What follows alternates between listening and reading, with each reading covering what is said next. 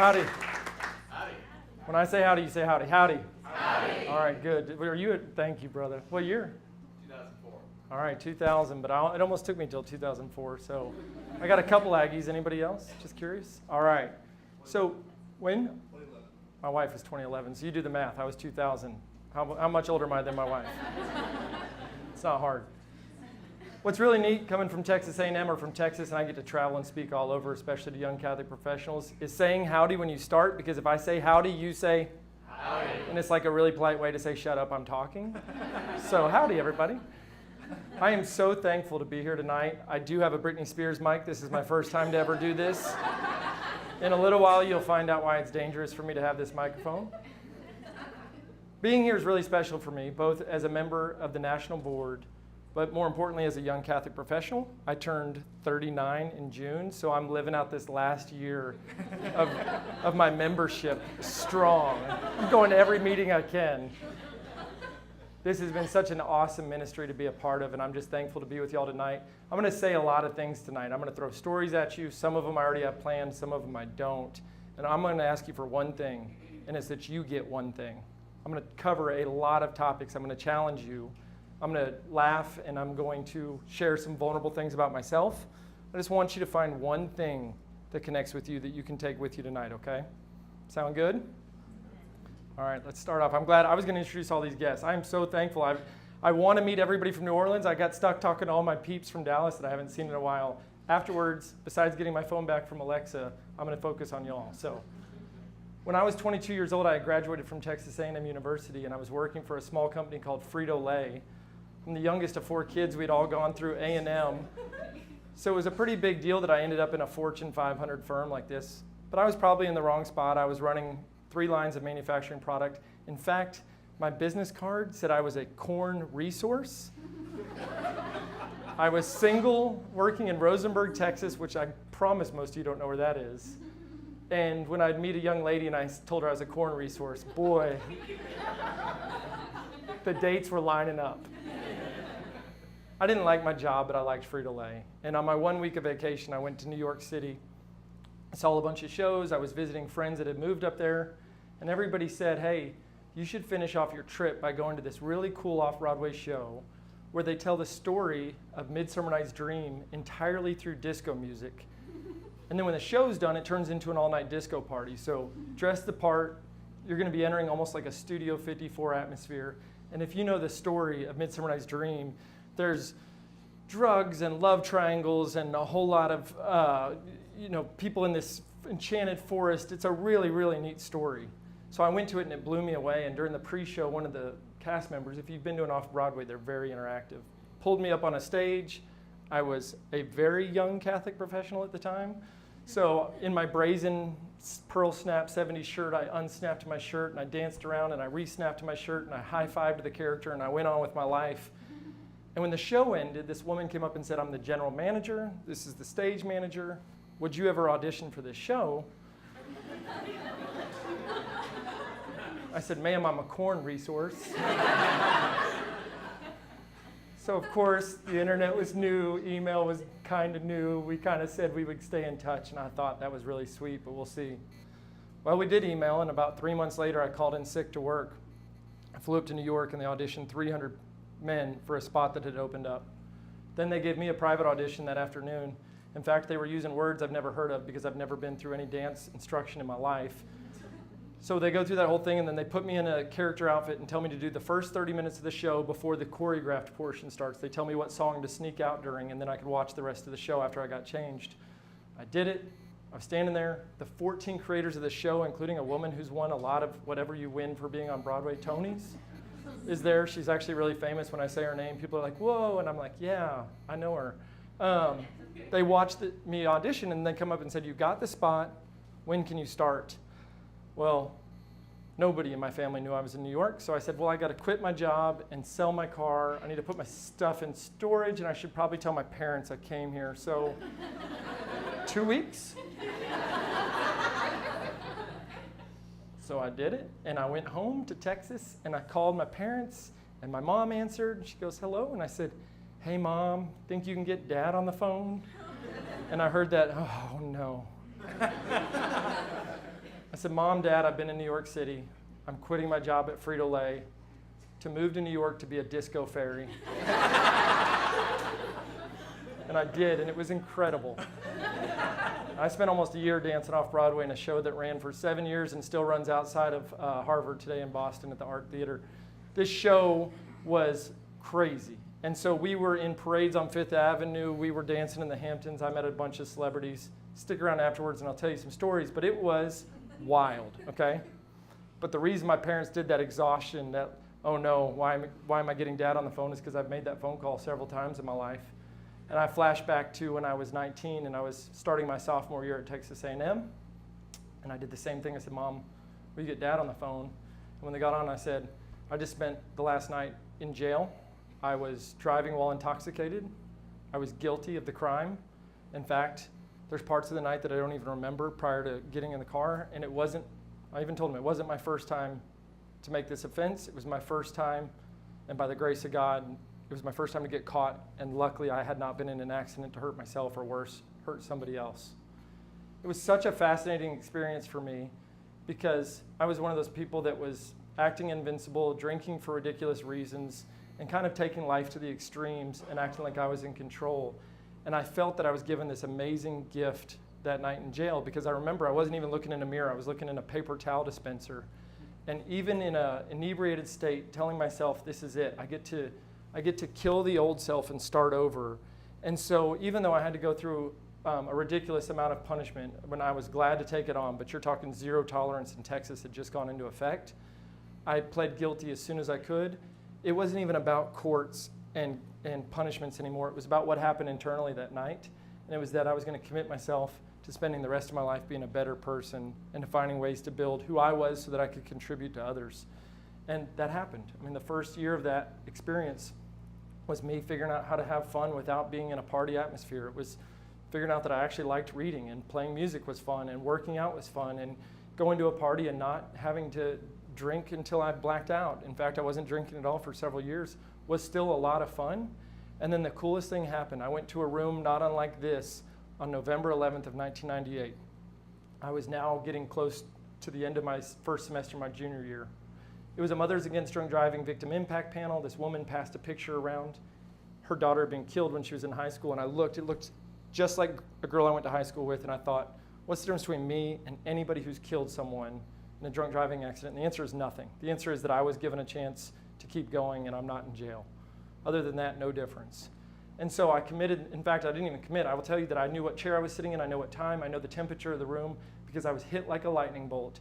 And it was by the grace of God that in that very moment, I knew that I was going to go and start something that guys like me and people like me who thought they were too cool or thought they were in control would use some program, some peer-driven program, to get them home so that good kids wouldn't make stupid mistakes. And I didn't have a license at the time, so I'd given my car away to a friend. When she pulled up to get me, she said, "How was it?" Thinking I probably just went through a pretty miserable experience, very sad. And I said, "I'm going to start the best designated driver program in the country, and I need your help." And just like I was an extremist when it came to partying, I became an extremist when it came to launching a nonprofit and a culture and a business. And I had people advising me on how to start a 501c3 nonprofit, how to start a student organization, how to build a culture, how to do finance, fundraising, risk management. I had to meet with the general counsel of Texas A&M. These are 9 lawyers that oversee a worldwide university system. Their job is to stop risk. They sat across a table from me with the president of the university here and my mentor here, and they said, "Young man, great idea, we're going to shut you down. So over the next hour, we're going to explain to you why it all ends here." And then I whipped out the 150-page business plan, slid it in front of them, and I said, "Where do you want to start?" And as I started flipping through it, they said, "You haven't even thought about what happens when," and they started throwing out ridiculous things at me. And every time they said it, I'd say, "Well, that's actually in section J. If you'd like to flip ahead now, I can show you all the research we've done. I can tell you what other people have done. I can tell you the reasonable risks that are associated and what we're putting in place." And every time that happened, you could tell that there was an army of people and a reason why we were creating what we were creating. And when it was all said and done, they couldn't stop anything. So the president of the university took a piece of paper, crumpled it up, threw it, and hit me in the face with it. And I looked at my mentor and I said, "What is that?" And he goes, "You did it, baby, you did it." Fast forward that 11 months after I saw that woman speak about the death of her daughter, I launched a program called Caring Aggies Are Protecting Over Our Lives, CARPOOL for short, much shorter. It's a much easier word to say, right? CARPOOL is free, it's non-judgmental, it's rewarding to every person involved. It's convenient. Rides are only to where you're staying for the night, not to other bar clubs or parties. It's comfortable. There's a guy and a girl in every car. The cars are rented. It's really like a custom ride home. And then on top of that, it's completely student run. Those 6 basic principles of CARPOOL made it a smashing success, okay? In its very first semester, it was noted as the most successful program in the nation. I then started a second nonprofit while I was in school. I passed on the leadership of CARPOOL. And then the next nonprofit was an umbrella organization that helped to launch programs. I don't know where all you guys are from, but Ram Rides at Colorado State and Stripes at Missouri and Night Rides at the University of Connecticut. I mean, they're all over. Ride Safe at Kalamazoo, James Madison. We did it all over the U.S. And then I graduated from college and I had to go get a job, Frito-Lay, enter Frito-Lay. I'm not a nonprofit expert, but what was really cool is I took a passion for serving and built a culture where people were highly engaged. In fact, people told me you could never get CARPOOL off the ground because you're going to have to pay these students to be in it, right? Not only did I not pay them, they actually had to go through competitive interview application process to be a member of a student organization, to pay their dues every semester, to give up their nights and weekends. So they paid to be there, right? But they would tell you I get to go to work on a Saturday night after a football game, and I get to work twice this weekend because we're short-staffed. Not I have to. You didn't hear the I have to. That was such a rare word. I get to serve others. You know what we did? We made serving people a cool thing to do. Not just about drunk driving, serving and being a good representative in the community, a cool thing to do. Why do I share all this with you? Right now I run an energy company called Five. Yes, it's just the digit 5, not even F-I-V-E. Not only do we have the legal DBA, but I actually trademarked the digit 5, so if you use it, you owe me money. We did that because I always like to challenge like what's possible, so you can come to my office and see this. But why do I tell you all this? Because I've had this lifetime of doing things that people are telling me and the people around me it's not possible. And we've always taken this unconventional approach, but we've had, as a result, is unmatched results, right? Unmatched value. And so whether that's CARPOOL, or that's going and doing the show in New York, or launching this company that everybody said I couldn't even do this because I have 5 equal partners, and they said we were going to be at each other's throats. Well, it turns out we love each other, so having 5 equal partners is the secret sauce. But why does this pertain to YCP? How many people in here, myself included, have been told to keep your faith at the house, at the church, and don't bring it to work? If you want to be successful, if you want to climb the corporate ladder, for sure, don't bring your faith to work. And by all means, don't be Catholic. If you're going to have faith at work, at least do something more acceptable than Catholicism. Right? I know I see your head shaking. Everybody's been there. It's crazy.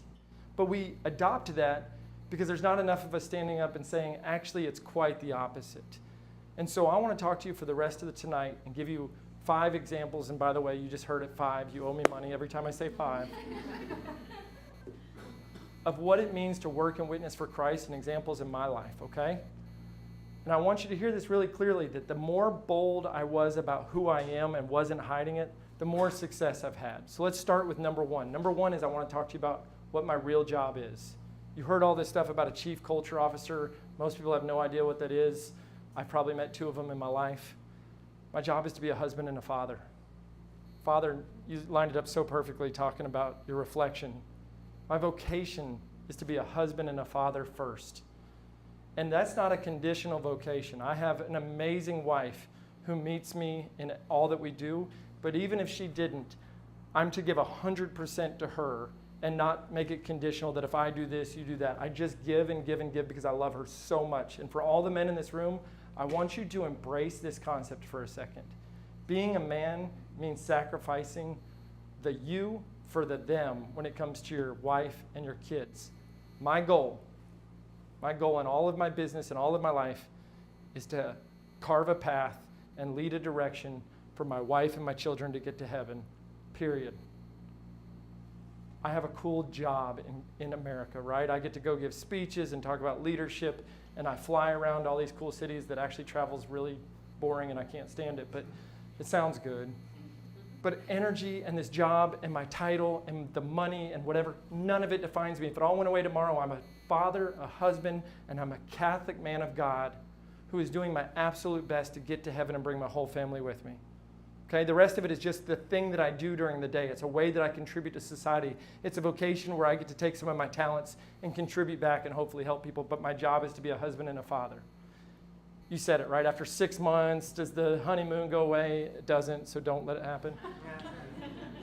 The number one thing I tell people, especially in YCP talks, is I don't subscribe to any of it. I do not subscribe to the part where people find out that I have 3 kids under the age of 4 and they say, oh my gosh, that must be a nightmare. And I say, make no mistake about it. It's the most amazing blessing in my life. And in fact, I look them square in the eyes and I say, howdy. Marriage doesn't get old. Kids don't get old. That beautiful chaos of having them in your life at all times, that's what it's about. And I'm raising a family. And you may not have that vocation. Father has a different vocation. Your father's family. His family's much bigger than mine, but he feels the same way, and I know it. That's the one I'm going to go into the most. The next 4 I'll talk about rather quickly. The second is, I want to talk about what does it mean to be Catholic when it comes to the really tough stuff at work, okay? I have terminated a lot of people in my life, both from nonprofits that they paid to be a part of, first of all, to salaried employees, to tenured employees. I've had to be part of a lot of terminations. In my 20s, when I would get ready to let somebody go, do you want to hear the dialogue that was going on? Oh man, later I'm going to have to let Alexa go, and when I do, I hope she doesn't cry because I've known her forever, and man, I hope I don't run into her in the grocery store, and you know, if she brings up that one time, man, that's really gonna, and it was all about me. I just kept looking at me in that equation. And guess what? When I would go through a termination, it felt awful. Like I didn't feel like I was doing that person a service or giving them the dignity that they deserved as a human being. Through some really great coaching and a little bit of just growing up, I changed the whole perspective. All I thought about going into a termination or into a severance was that person. And I thought, what does that person need to hear? How can I pray for that person the minute I know it's coming, the night before, the day of? How can I pray for the Holy Spirit to be part of that conversation when we sit down, right before? Holy Spirit, please come in this room and be a part of this for me. Let me just deliver what this person needs to hear to have their dignity, to be clear on what's happening and why it's happening, to not go down any rabbit holes that aren't relevant or important right now, and to understand that as a human being, they still have absolute dignity and do all that I can to embrace that moment. And through prayer and perspective, every termination, every bad conversation, every time I've had to give constructive criticism or receive it because you end up growing in that whole process, has become a moment of pure faith and a moment of growth and a moment that is forming me as a human being and forming the human beings around me. And it has nothing to do with the work product. It has nothing to do with the bottom line. It has to do with that human being. And I can tell you right now, you have tough conversations to have with your family. You have tough relationships in your life with old friends, with new work groups. And if you have prayer and perspective going into it, and you make prayer a regular part of all of those relationships and conversations, you are going to be surprised at the outcome. Not only what you give in the gift to those people, but also that you have that sense of what you are a part of, what the Holy Spirit came and was a part of for you. I can tell you that when this all started for me, I had to let a friend go that I knew from college. And a month later, we were in Florida and ran into her family, and they invited us over for pizza. And when I met her grandmother for the first time, who knew that I had just let her granddaughter go, she hugged me and said, "Thank you so much for taking care of my angel." That doesn't end up in our website. You're never going to see that stat sheet. But that's way more important than those awards I told you about. Those are just signs. That's the truth. That's the reality of it. That's culture. The third one is I want you to learn how to avoid gossip, and this is almost impossible because you've been conditioned over time and you have the certain relationships where you always talk about so-and-so and you kind of get used to that, oh, there he goes again, running his mouth, or, oh, you know, I'm about to go walking in to see what's her name, and of course she's going to whatever, or did you see what so-and-so was wearing? You get into these moments and they just become habitual. And so breaking it is really hard because you're breaking a muscle memory. I'm going to give you one phrase to use, and it feels really, really weird at first, but it really works over time. And it's when you start, if Alexa and I started to gossip now, and I said, Alexa, it's not a conversation that I want to be a part of. And she'll look at me like, who are you? Like, why are you talking to me like this? And then the next time, tomorrow, she says something, I say, you know, hey, this is not a conversation I want to be a part of. Let's talk about something else. Guess what? It only takes about 3 or 4 times, and I've done this a lot. I've coached a lot of people who've done this a lot, to where people quit going to the gossip world. They start actually talking about the building part, or the part that they actually care about, or the part where they're not complaining about somebody, but they're talking about something real and vulnerable in their life. And now all of a sudden, this conversation that you used to have that was really a waste of time has turned into a fruitful use of time. So my number 3 is stop gossiping. My number 4, this is the first time I'm going to look at my notes. Oh yeah. So my number 4 is being Catholic, being Christian, being a witness for Christ in all of your life, not living a divided life, just means don't hide it, okay? There's a really big difference between trying to force your beliefs on people and trying to tell people why you're right and they're wrong, and that doesn't seem to make sense ever, versus just not hiding it. Almost every morning I go to Mass before I go to breakfast, before I go to work. And I actually do a rosary on my way to Mass. So when I tell people, do you want to meet in the morning? And they say, when? And I say, 7:15. I get out of Mass at 7:05. I can meet you at Corner Bakery. All right, great. Well, they heard Mass. They didn't hear, I wake up earlier than you, and I'm not going to tell you what I do. But I catch myself, right? I give YCP talks about this. Let people know you went to YCP last night. Why are you so exhausted? Because I heard the greatest speaker and I couldn't sleep at YCP. I remember one day I was getting off the phone with one of my very best friends from college, and I said, hey man, I'm sorry, I gotta let you go. I got a thing, man, gotta go. Hung up, and I started walking into the church. It was 5:45 on a Tuesday, and I was like, what? And so I picked up the phone and I said, hey, that thing that I have is called confession. And he's like, I don't care. But I felt that like urge to hide something, and it didn't make any sense to me. And what's really interesting is when people know how important your faith is to you or where you stand, they don't have to agree with you to absolutely respect that you believe in something. And you know where evangelization happens is in friendship, and it happens in curiosity. It doesn't happen because you had the greatest quote in the world or you knew some book, well, the Bible you should know inside out, I mean other books. It happens because you create friendship, and then people want to know more, and people that you never expected come walking into your office or stop you, or you get the random phone call that says, you know what? For the last 3 years, I've noticed how much faith is important to you, and I've been questioning and wondering, or this just happened, or I'm going through something. Can you talk to me about this? And in my employee-boss relationships, I have to say, let's be clear. You know, I'm not trying to come to you about this. Let's talk about this. But it happens weekly. It happens weekly that my phone rings and somebody says, I told so-and-so I wanted to get serious about my faith. They said, call Jeff. He went through a resurgence of his faith in his late 20s. Call him. And we get in this great conversation, but you can do that too. Just don't hide it. My last one, my number 5 one for you, is about commitment. It's about the value of commitment. And I'm going to misquote something from a coffee cup that I read 10 years ago, and I'm going to change a couple words, okay? Like I said, I'm not going to quote any specific person here. So the coffee cup said, the irony of commitment is that it is deeply liberating, that the act of committing yourself frees you from the tyranny of your internal critic, and it frees you from that fear that parades itself around and is called rational hesitation. So let me just give you the viewpoint of this for a second about work. In work, if we're not fully committed to what we're doing and doing our craft really well, well then we start looking around and I might say, well, how come so-and-so's getting better leads or is treated better, or you know, what do they know that I don't? What are they getting that I don't? And now all of a sudden you start telling yourself this story that there's this conspiracy against you. So your work product starts to go down because your energy is divided between doing the work and worrying about how other people are. Oh, and then worrying about these other jobs that I should be getting, and should I completely leave this place because everybody's so dumb? And your energy gets sucked down to a point where you're actually not that good at your job. You're mediocre. And guess what happens to mediocre performance? You get mediocre reviews, and you don't get good raises, and you don't get good performance ratings. And next thing you know, that conspiracy's got to be true because some people around you are getting raises and they are getting advanced. So if you think about it, by not committing, by always kind of being 1 foot in, 1 foot out, you're actually self-fulfilling that you are going to do an okay job and have okay results, and you're not going to be satisfied. So this applies to love, to play, to faith, and I really think it's cool in love because the minute I met my wife, I was like, well, I'm going to marry this girl, so now I don't have to worry about any of this junk about when do you text people and what should I wear. It was the most liberating moment of my life.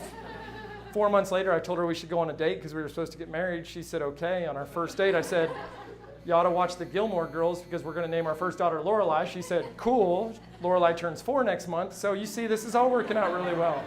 God has been really crucial in my life, telling me, go do this, don't look around, just keep going.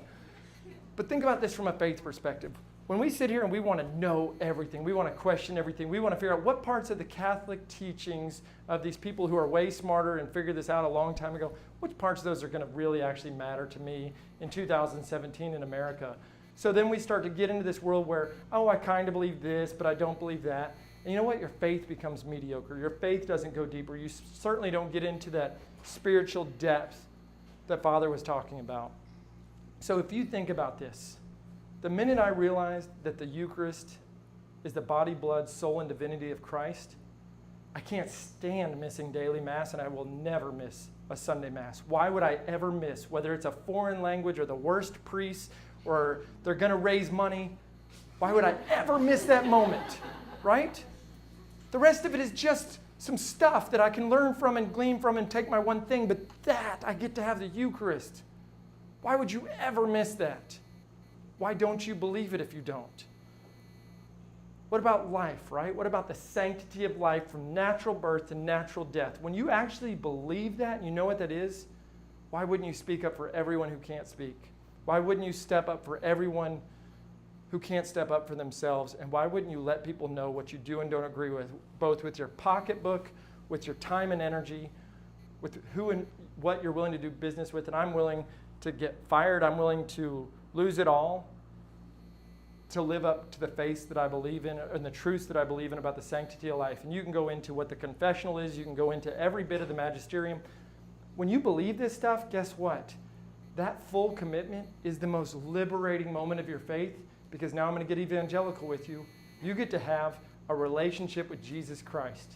Jesus Christ gets to be your friend, your Lord, your Father. You get to find out how Jesus is doing. You get to have conversation. You get to go deep. You get to have peace. You get to have happiness, real happiness, not temporal happiness, because you quit fighting with all this, I'm going to figure it out on my own stuff. Doesn't mean you have to know why and how everything works. Faith has an element of, I'm just going to believe because I believe. It's cool to keep learning, but commit. It'll make a big difference. So I want to challenge you with 2 things. I don't know how I'm doing on time, but I feel like I'm pretty good right now. All right. These 2 things only take 30 minutes, so. Jeff, huh? Matthew Kelly fans? Yes. Finish the sentence. Our lives change when? Our habits change. Absolutely. What habits can you change? And I don't want 3 or 4. I just want 1. What habit can you change right now that you're going to look up in 5 years and be like, whoa, my life is very different. In 5 months, your life will be very different. Do you know the one that I took on that was a game changer? I drive to and from work. It's 40 minutes to an hour and a half, depending on what's happening. I turned on Catholic radio one day. I was like, oh, wow, these guys are actually addressing things that I was wondering about on Catholic Answers Live. So I told my wife, I was like, you got to listen to Catholic radio. What is the Catholic radio station in town? 690 a.m. That's right. Father, you got it. I'm speaking on it tomorrow. What time? 8 to 9 tomorrow. Tune in to Catholic radio. Because here's my challenge. If you were to listen to Catholic radio twice over the next 2 weeks, 6:90 a.m., or I'm sure you can stream it, and I saw the website, you can press play and listen to whatever happened after the fact. If you listen to it, you're just going to be filling your life at least with good things and less Justin Bieber, right? That's a continuum. There's 2 ends to that. No, it's not that bad. What's crazy to me is even the practical things. I remember driving away from the house when we had our first daughter, and we had 2 labs at home, and Amanda said, boy, labs are the best dogs for kids. And I get in the car, and there's a Catholic pediatrician, and I turn it on, and she says, you know, most people think labs are the best dogs for kids because they have a happy demeanor on their face or whatever. They look happy. And then they leave the room because their lab is fine, and that's when the most accidents happen is labs and babies. And I was dialing the phone, and I was like, get the baby out of the room. This isn't safe.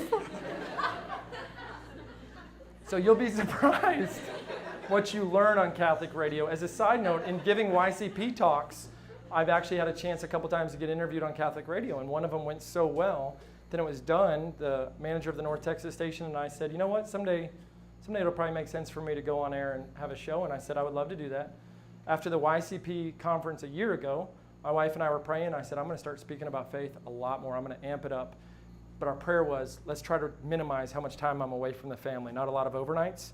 The next week, the Catholic radio station called me, said, do you want to have your own show once a month on Fridays at lunch?